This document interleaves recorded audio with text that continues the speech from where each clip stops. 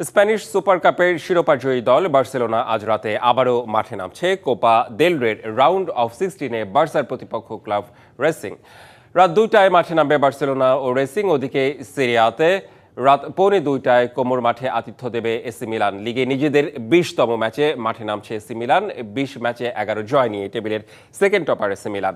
12তম জয়ের অপেক্ষায় দলটি। গেল 5 ম্যাচে 1 জয় ও 1 হারের সাথে রেসিং ড্র করেছে 3 ম্যাচে। জয় পরাজয়ের হিসেব বার্সেলোনা থেকে পিছিয়ে আছে রেসিং। তবে পুরনো সমীকরণ পাল্টাতে চাইবে দলটি। কোপা দেল রের সর্বশেষ ম্যাচে রিয়াল মাদ্রিদকে হারিয়ে গেল রাতে ইতিহাস ঘটিয়েছে আলবাসেত। তেমন কোনো চেষ্টা করতেই পারে রেসিং। নিজের মাঠে রেসিং গার্ড অব অনার দিয়ে স্বাগত জানাবে লামিন রাফিনিয়াদের।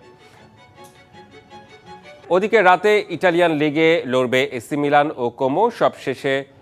সবশেষ 13 সিরিয়া ম্যাচে 8টায় জিতেছে মিলান, 5 ম্যাচে ড্র করেছে কোমো। তাদের সবশেষ 6 ম্যাচে 3 জয়ের সাথে হেরেছে 2টি। এসি মিলান গেল 6 ম্যাচে 3টিতে জয় পেয়েছে, ড্র করেছে বাকি 3 ম্যাচ। এই ম্যাচ দিয়ে বিশ্রাম থেকে মাঠে ফিরবেন লুকা মদ্রিচ।